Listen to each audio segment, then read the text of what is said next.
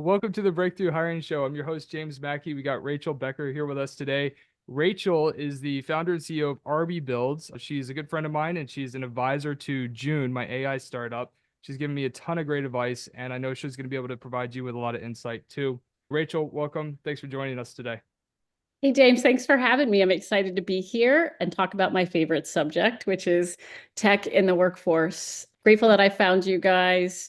With RB Builds, one of the unique things that I think that we can bring to companies is the experience of me and some of my experts throughout our career. We started in ops, HR, and then came into tech and efficiencies.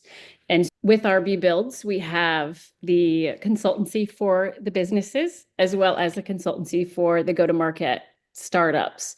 So that unique understanding of both what's actually happening in the workforce right now, which changes so fast, and how tech is being built, which changes so fast, creates a unique, I think, niche that is beneficial that we're seeing in the market today.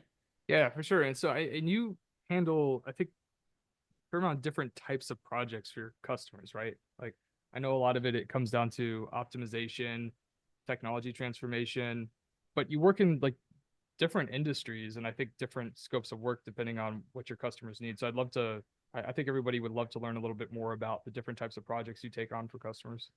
Absolutely. So efficiency is our driving force. And within efficiency, that's optimizing skills, your processes, upskilling tech efficiencies within the user of your workforce. And so a lot of times we're getting calls to either do like an AI prompting workshop. We'll get called in to do fractional positions as far as like COO, coming in and creating new processes with the teams. Through that process, we've also built and birthed temp agencies, after hours answering services to meet these needs as these companies grow and evolve in the crisis that they're in. But it is industry agnostic, even though I have a special place in my heart for deskless workers. I think that's a very complicated industry. It's where I cut my teeth. And so that's our main focus is those deskless industries. Yeah, absolutely. And you're doing that and you're doing a lot of work with me at June too, which is really exciting in the SaaS space. So one of the topics we discussed really dialing in today is user experience. Yeah. And I think when we've discussed it, like before we hit record, you use that term broadly as well. We have, of course, UX for tech and product, but I think for you, it goes beyond that. And you're looking at it at possibly every interaction within a company, it sounds like, whether it's with your Absolutely. customers Yeah. or employees. And Yeah. It's a business philosophy of ours that that end user, that experience goes beyond the tech that they're using. It's their experience working with you or buying from you. So it's not just the tech, it is their life cycle throughout your company or their life cycle as your client and paying attention to and building back from the way that they receive it. So in 2007, I entered the construction industry. It was a very chaotic year. I think that everyone in the world can understand that.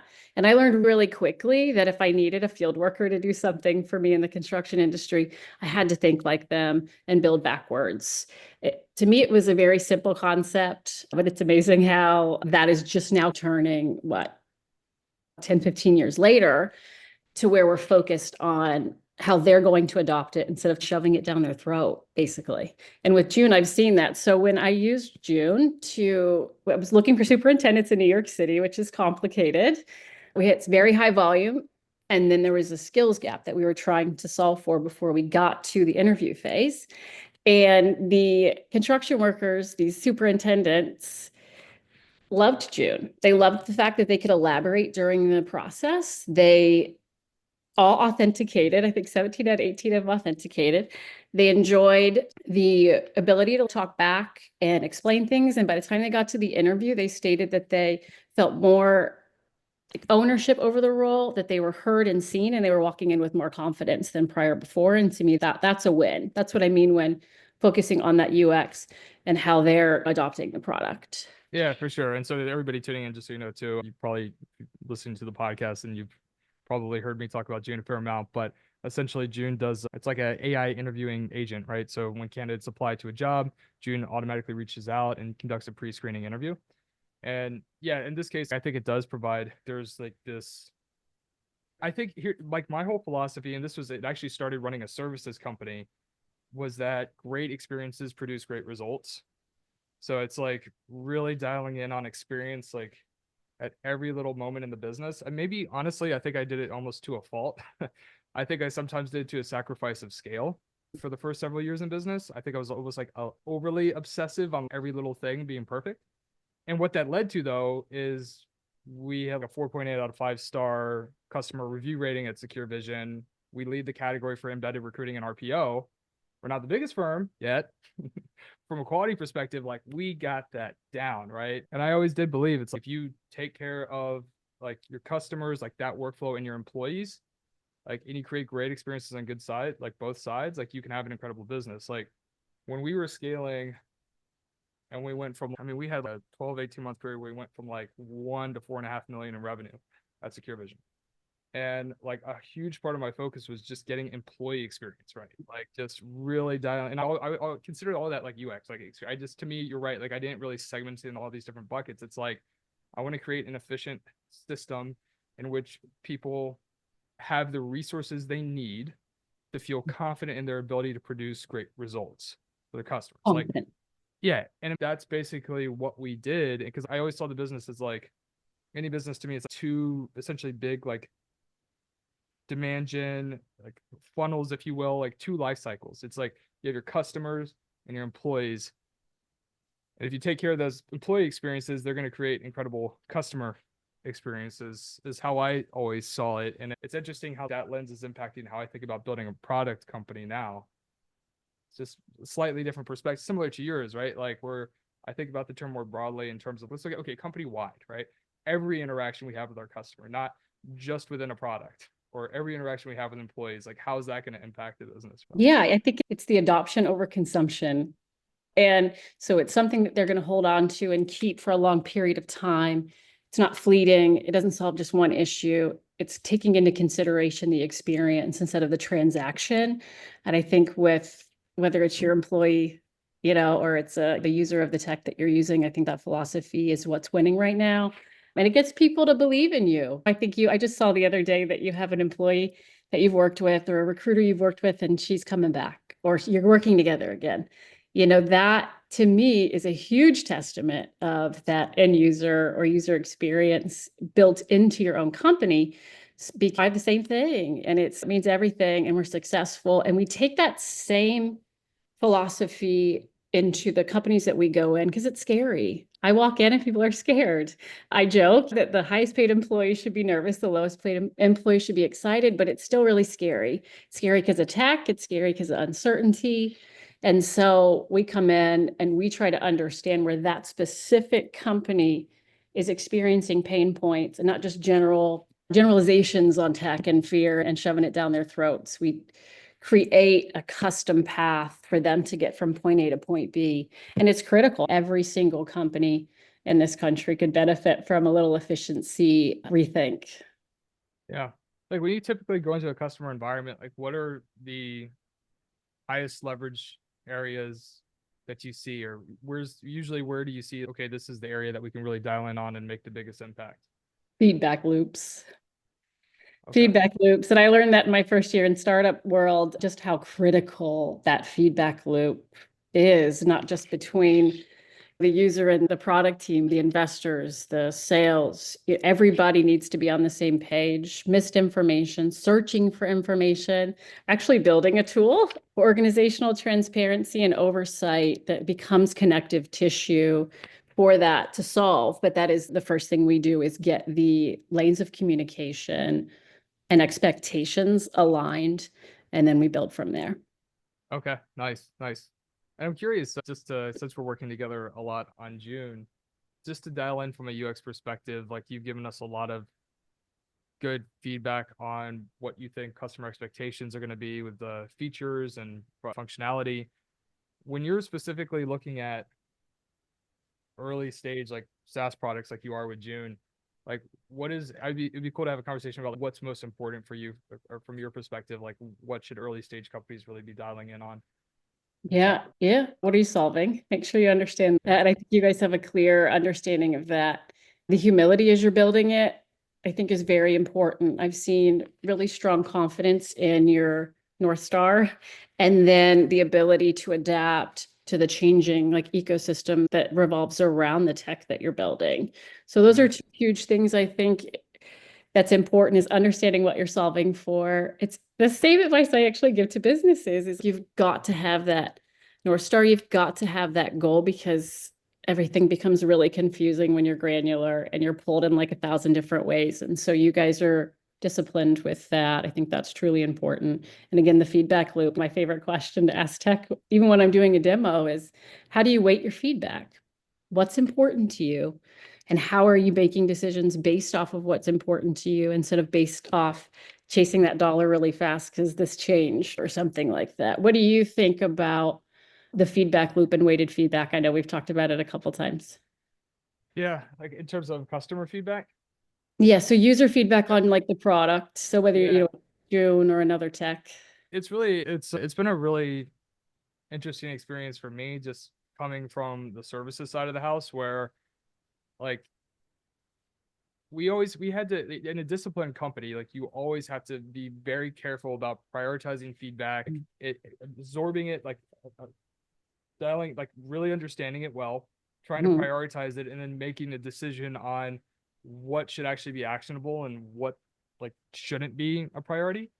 We've done that in our services company, but it's different in that if we onboard a new company and a services company, they could say, "Oh, we have this one little ask."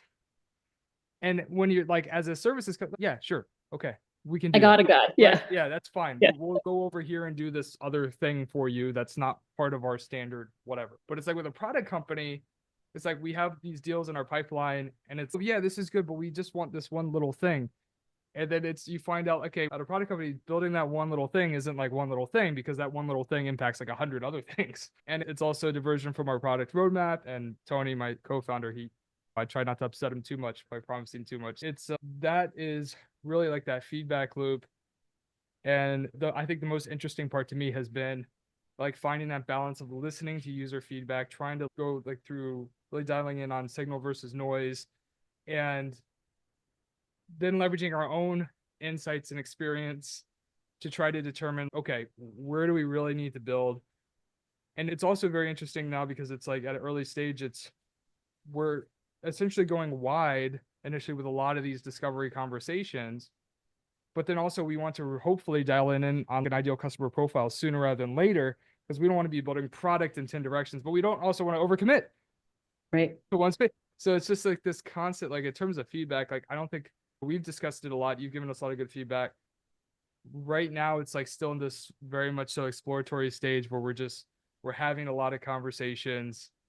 We're trying not to build too much product in too many different directions. And we're trying to figure out, okay, what features are safe to build now that we know will drive immediate value, and when does it make sense to turn down a potential customer or just say no. This is how I'm thinking about feedback. And You touched on two really important pieces as you were talking about it. And the first is how you like consume the feedback, because a lot of times you'll hear that's not the feature we need to do, because the user really doesn't know what they need. They just know their pain point. And instead of saying, hey, this is my pain point, they're going to say, hey, maybe this, maybe that.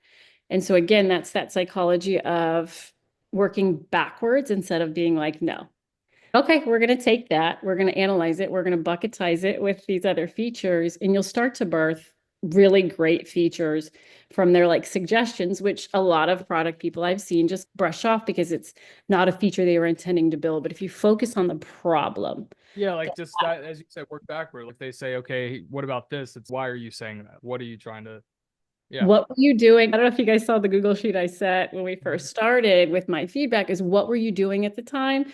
What were you trying to accomplish at the time? And then what's your suggestion? And so they still get the chance to say, oh, I wish it did this because that's what this thing does. And this is what I'm used to looking at. And then you've got the piece, you weight that, you have your systematic process, you tie it to ARR, all that. And then on the other side is how do you say no? How do you keep them enticed and obsessed with your product, but tell them, no, we're not building that? Yeah. Yeah. Have you had to say that yet?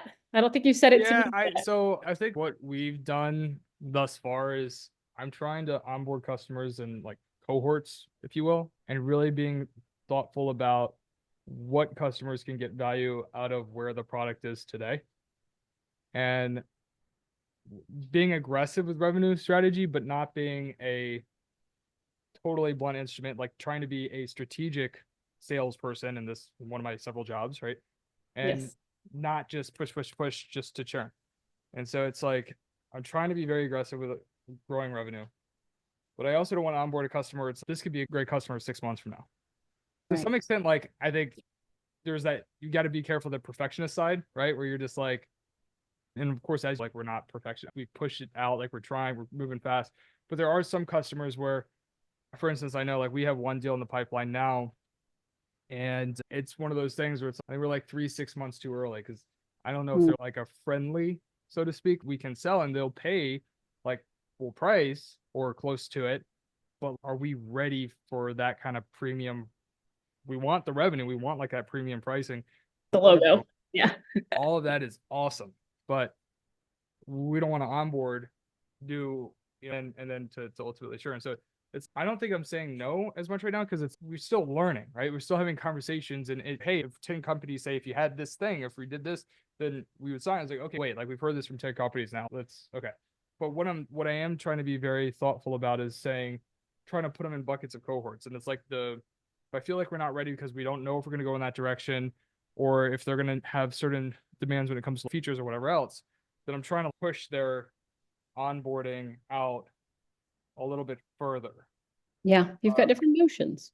Yeah, so it's just like we have this one SaaS company, and we're gonna be we're gonna at least we're like saying, hey, we're in the like they need the ability to do international screening, and so it's one of those things. It's like we could do now, but there's just more that we need to work on. So it's like we're just telling them like, look, like opposed to getting started now, over the next 6 weeks, we're going to be building out more here. So let's continue like in the future. So I'm more so like just pushing folks out at this point. If I, unless I know for sure, like we're not going to be able to do it. But if it's like one of those things where it's like I need to have a few more conversations before knowing for sure, then I am starting to I just try to push them out a little bit further so we don't overcommit to anything.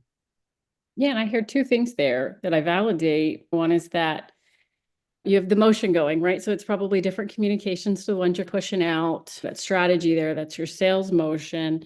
But I think also when you can confidently say, not yet, or this is what we're building instead, and this is why we think that we should be building it. We are the experts, you guys. And so there's a story I always tell. You've probably heard it 1,000 times.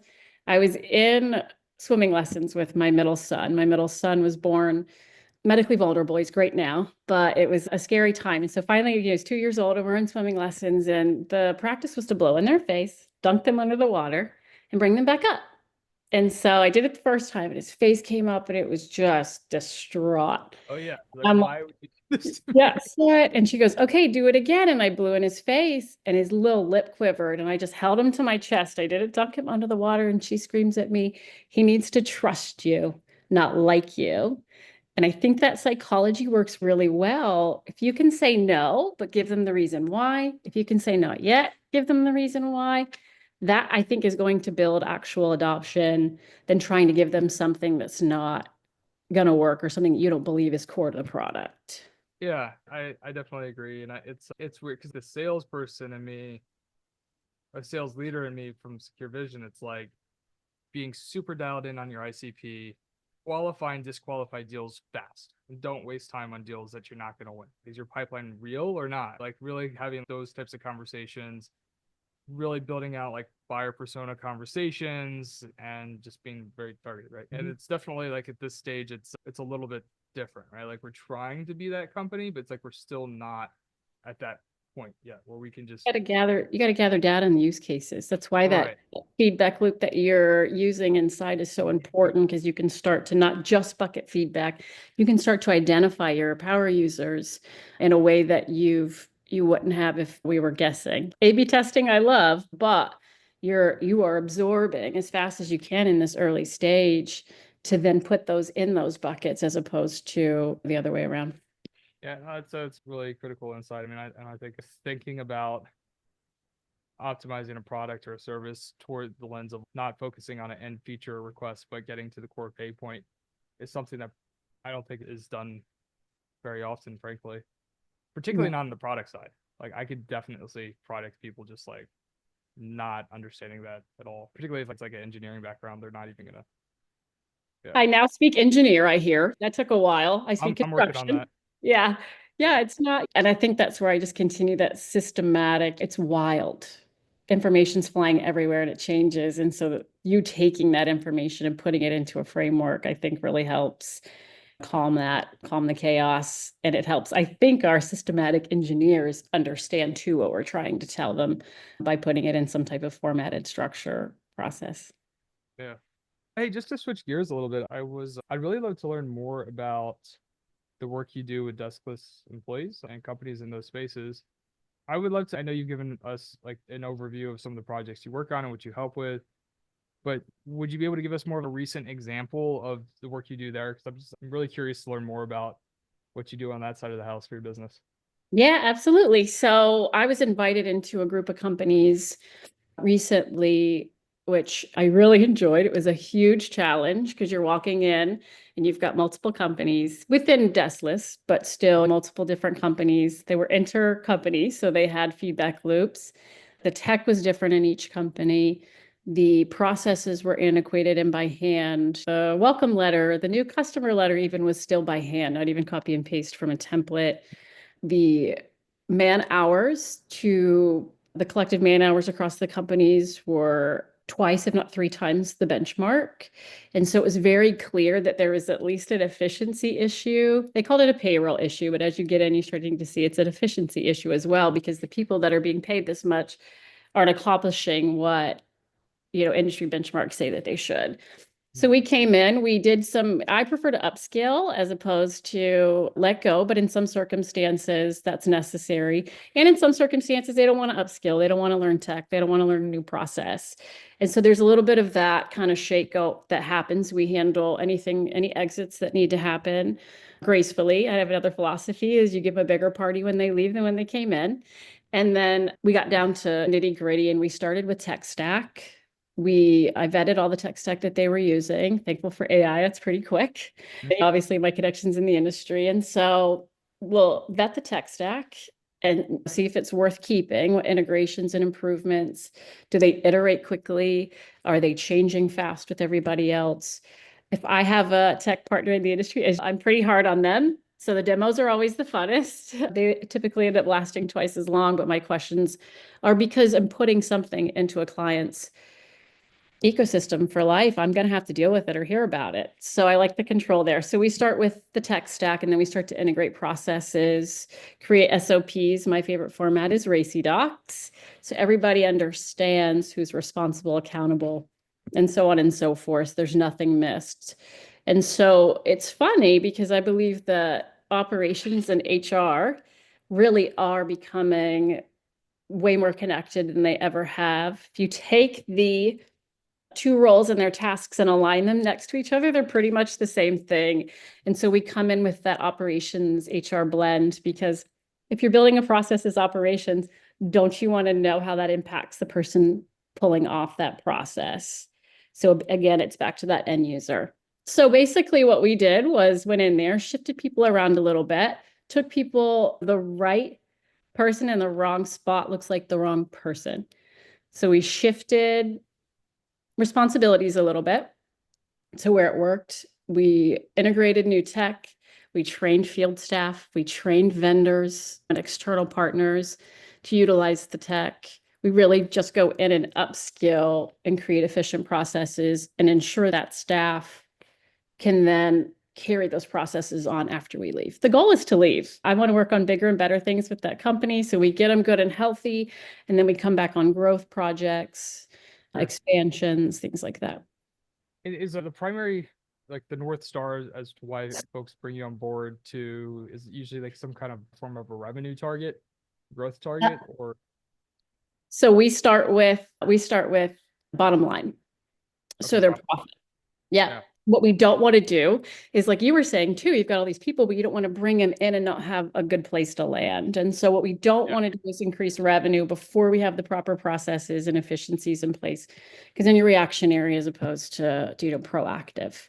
So it's within the first 90 days, I have clients on average see 2x increase in customer satisfaction. Revenue increases actually, but that's not intentional. Even with our temp services, which people often think are more expensive and complicated, they're seeing 10 to 20% savings in their payroll and then the tech efficiencies and whatnot. So it's basically about margin to begin with.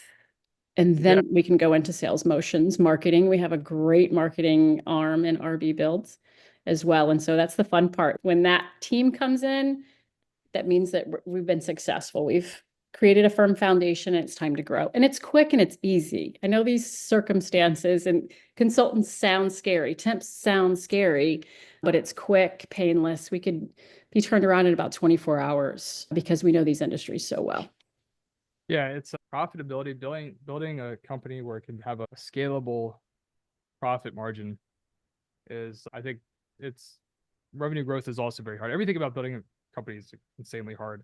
But I think what is hard about growing revenue is not just that you're growing top line, it's growing with strong unit economics in the business. So your actual margin is not just depleting where it's like you have more revenue and overhead, but you're making less money, which is most businesses. And to some extent, it is inevitable. Like in some cases, like overhead is going to have to grow a little bit if you start to scale a company.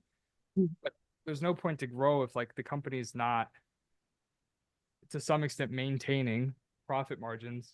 That's the point. And I think that there is, when it comes to protecting margins or increasing margins, I think that there's still a lot of people like in executive positions that they understand, like they're starting to understand like the value of AI, the value of tech, the value of even like offshoring more roles.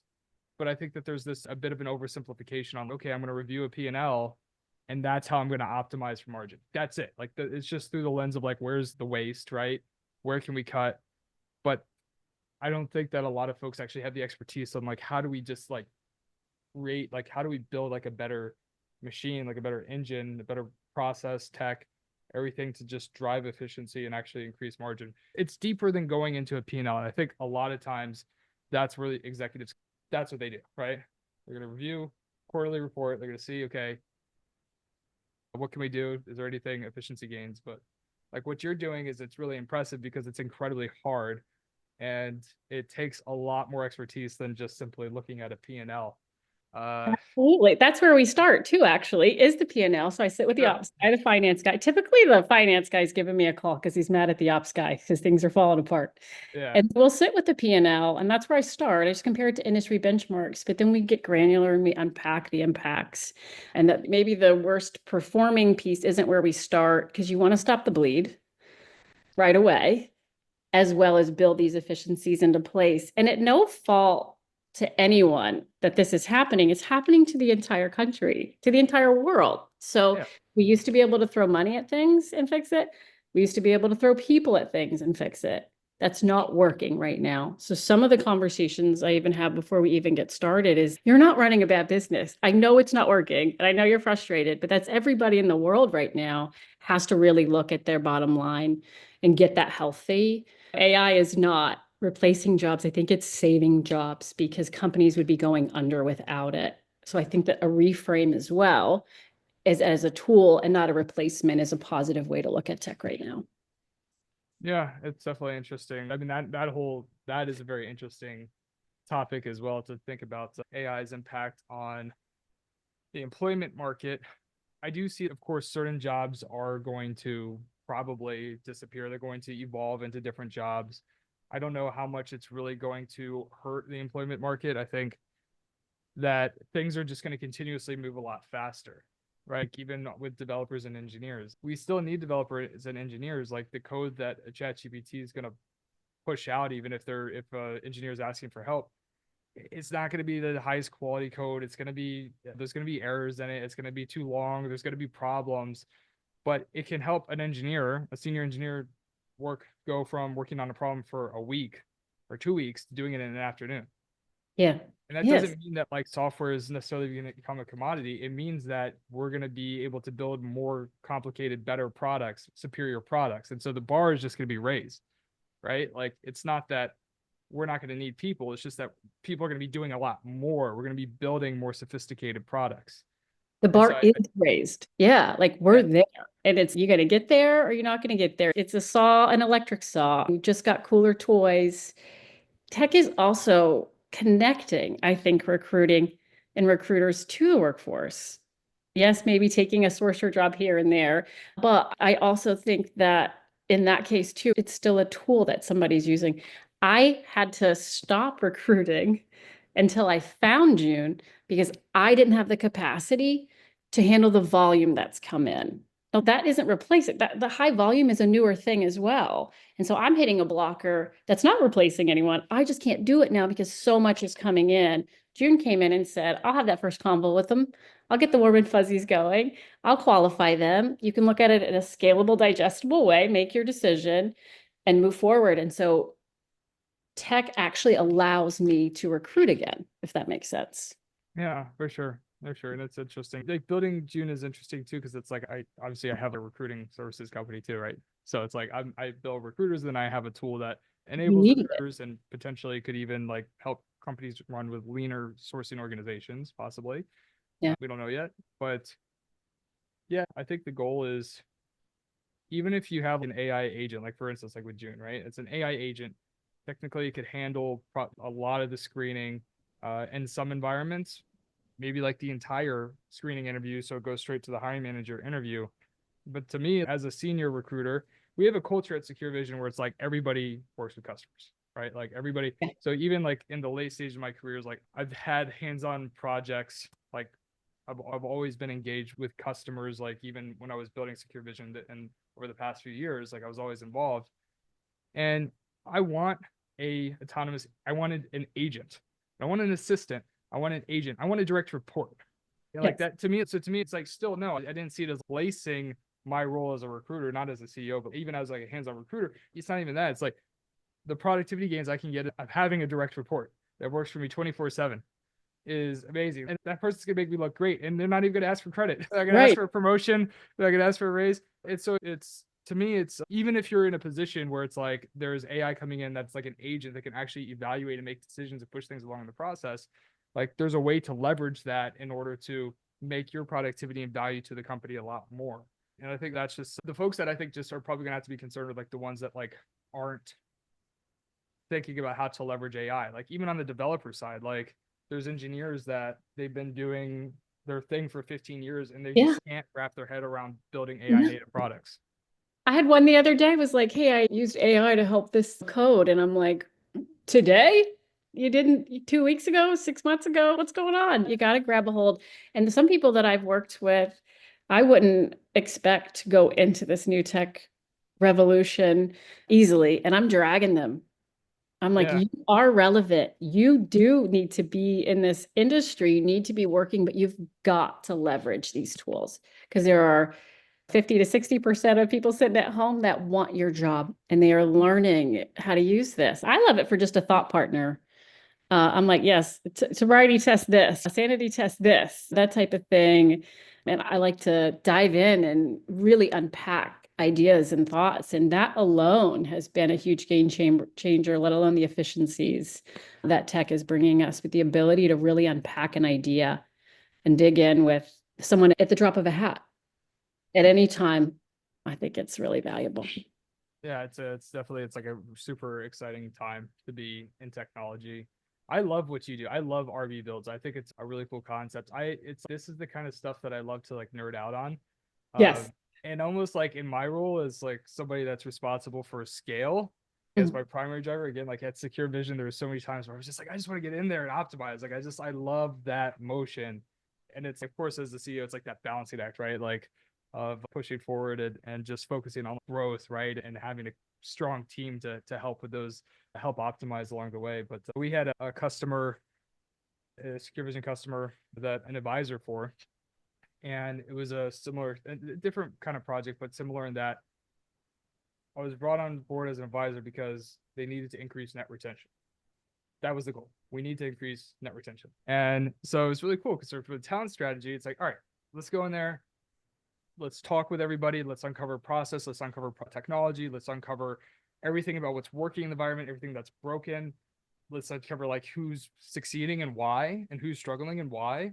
And starting that recruiting motion. And then I ended up, we genuinely had openings, but I did target folks from competitors. And we were considering them. And I also was like a kid in a candy shop asking them questions like, how do you run your environment? What does your process look like? What tech do you use? What's your pipeline look like? And doing that whole motion and like that whole, it's incredibly fulfilling work, like helping companies just build a healthier just business, like something that's humming, something that's like a well-oiled machine is something that's, I know how challenging it is. That's why I'm so impressed with everything that you're doing. It's hard work, but I know it's incredibly fulfilling as well. Incredibly fulfilling. I'm getting goosebumps talking about it. I remember the first time we ran the numbers, I was nervous. I was like, are we more efficient? Are we healthy? It felt good. People were happy. They were showing up more so than they did. They were going above and beyond to be involved in this process. They trusted that we were making changes as they did it. And so it felt good, like the vibes were good, but we ran the numbers, I almost cried. I was like, we are good. It does work. Like we know what we're doing. And it was really strong gains. And what I would say saved some companies. And so that it's a scary moment. And I would click the button and I was like, oh, wow, we did it. We did it. Like, it's like such an impact to your businesses, to your customers, that you're just creating like true enterprise value. Like you're creating a profitability, but that also increases like the ability to unlock sustainable growth, like revenue growth that actually scales, that makes sense. Like one of the simplest business lessons I learned in my early 20s, it's look, if you can have a company for that, it's a $2 revenue and you get a $1 profit, do you want that company or a company with $10 revenue and a $1 profit? I talk about that. I want the $2. I want less risk. I don't want it to have 10x the expenses to make the same money. It says, I think there is this overemphasis on this, like the revenue metric, which is still critical. You can't have a bottom line without a top line. Yeah. So it's not that it doesn't matter. It's just like when we start to think about scale, that's where everything starts to break down because we're not looking at our ability to scale profits.